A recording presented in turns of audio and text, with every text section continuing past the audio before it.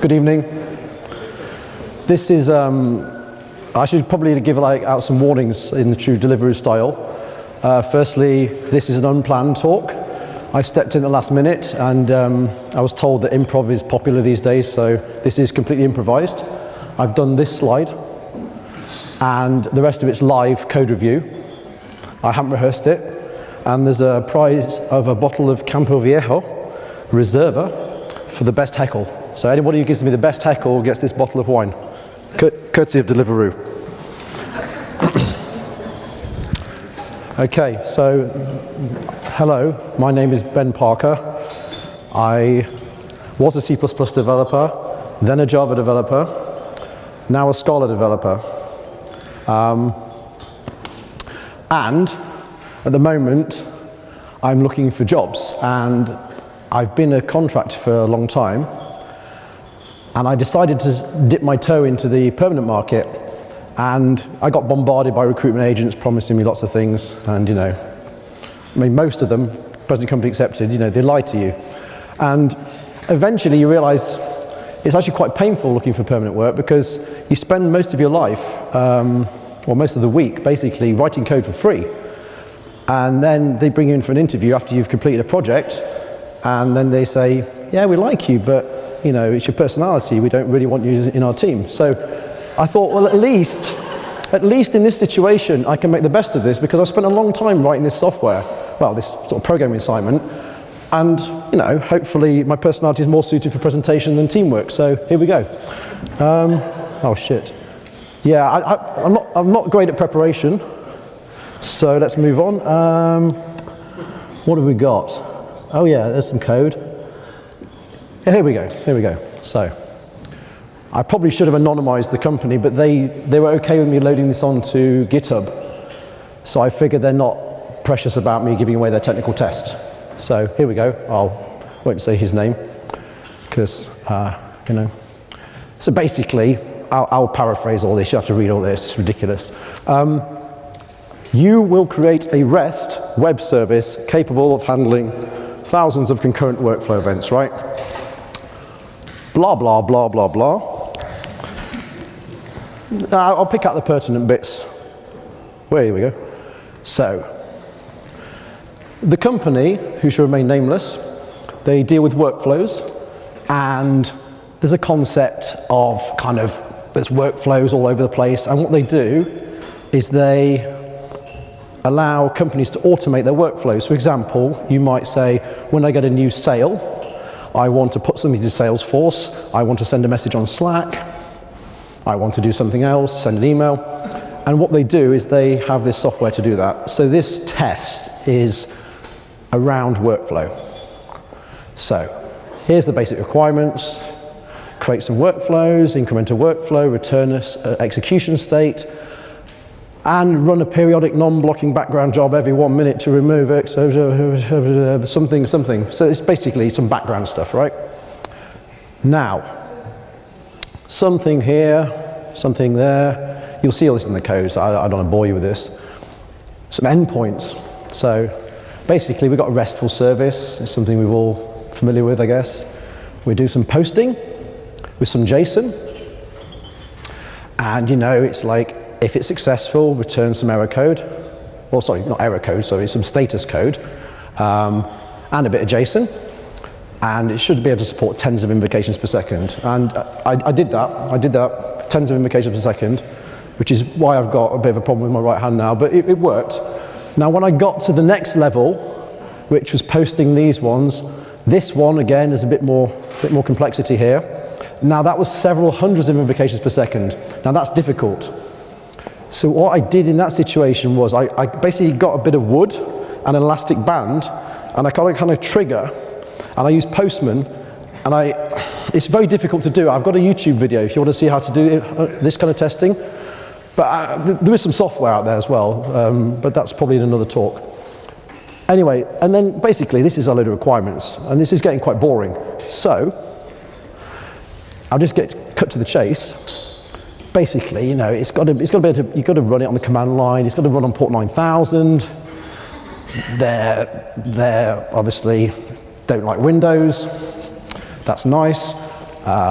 You can use open source libraries, which is also very useful because I don't have to hand code this. And then provide us with a link to a public repository and share it in a Scala talk the week after you get rejected from the job. So I would just like to say I got rejected from the job, but I did get to the final stage. So this code was good enough for the client. However, I'm not happy with it. And the point of tonight is, basically, I'm up for humiliation and heckling. So when I show you my code, what I want to see is criticism, constructive, because I think it could be done better. I've got a few ideas about what I think I could have done better, but obviously there'll be people here tonight that have got more experience than me with akka-http, and I would very much like to hear what you would do differently, and maybe we can all learn something. That's kind of the goal. So let's get into the code. Okay. Right. So I started by doing SBT new, and I use the akka-http template. So you'll see a bit of a familiar sort of structure here. Obviously, I changed a few of the names, and I made sure it looked like I'd coded it from scratch. I don't want them to think that I'm cheating by using templates and things like that. So I test drove this. So I'm using Spec.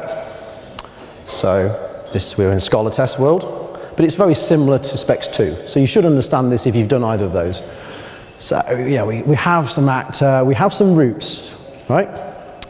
And this is basically a root spec. So I've driven it from the roots. So it's all about JSON in, JSON out. And this is kind of how I started. This is the first file. I said create a new workflow, should create a new workflow for a given number of steps. So you know, I make a workflow, I turn it into some kind of message entity thing, and then basically I post it with this entity, right? So this is a bit of JSON. Then this is the thing that you use when you're doing akka-http testing. You have this kind of request to roots check, and inside that it's basically firing that down the root, and it's going, okay, now let's do my assertions. So you know, status should equal created. That was the 201, remember? Content type should be JSON, yes. And then the response as a string should be like this.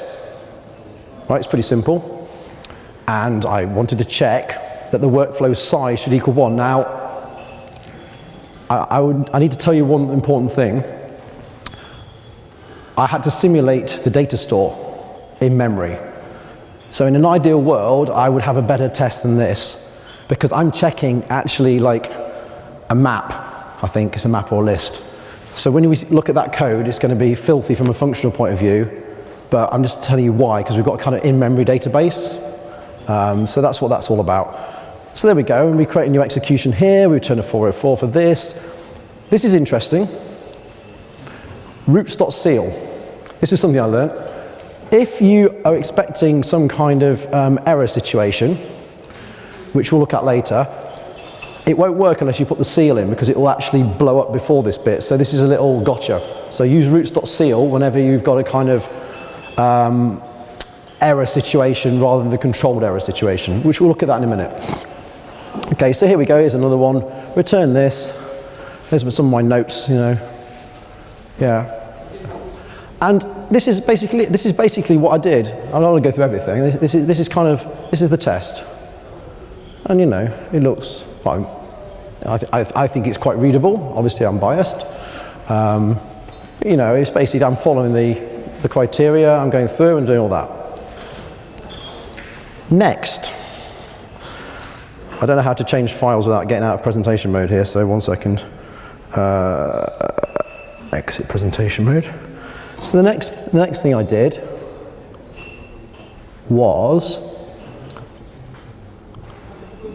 I created an actor spec. Now, if we have a quick look at the workflow roots first of all, I don't know how many of you are familiar with akka-http, but I'll give you a quick look.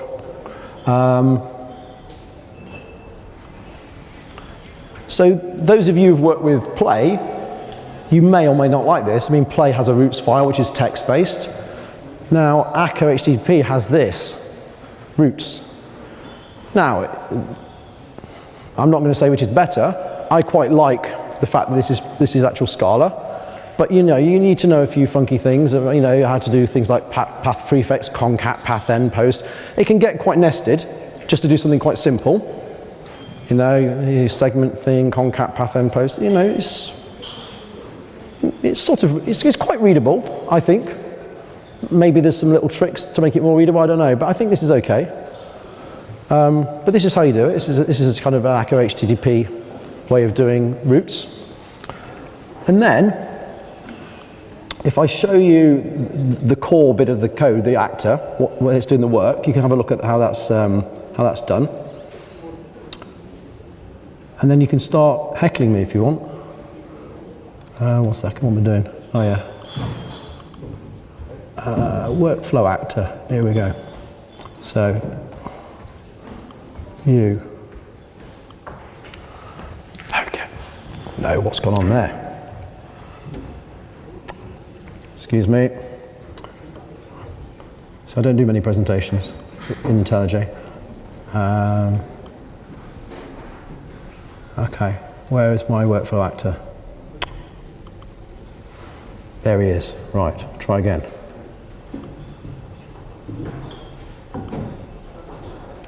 Right.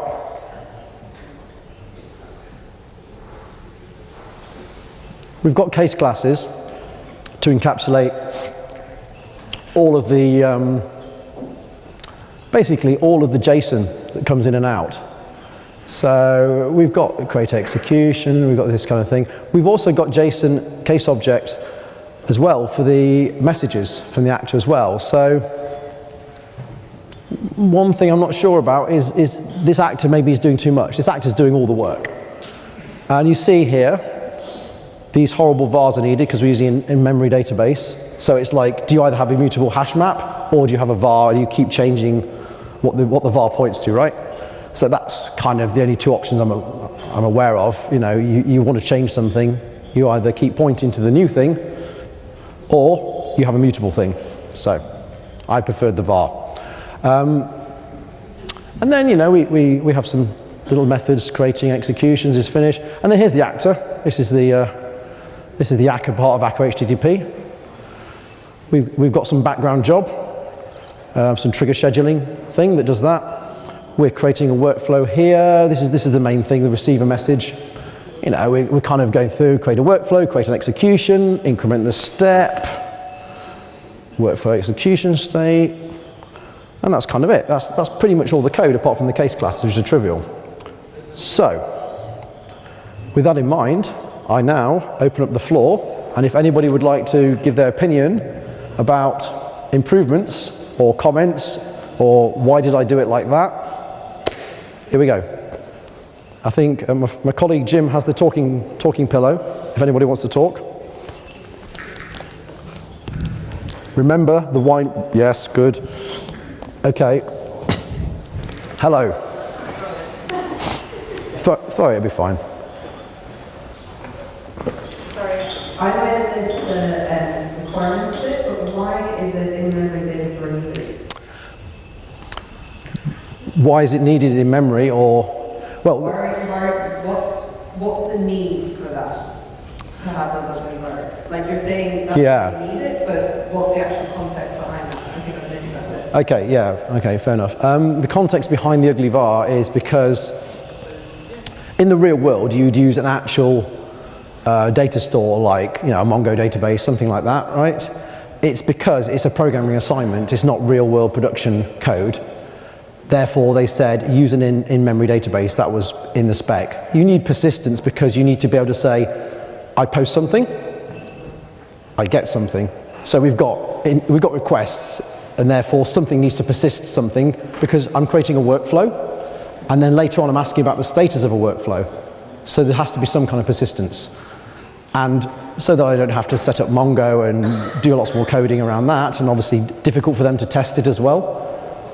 That's why we have in-memory database. So, yeah. Okay, any more challenges for the bottle of Rioja?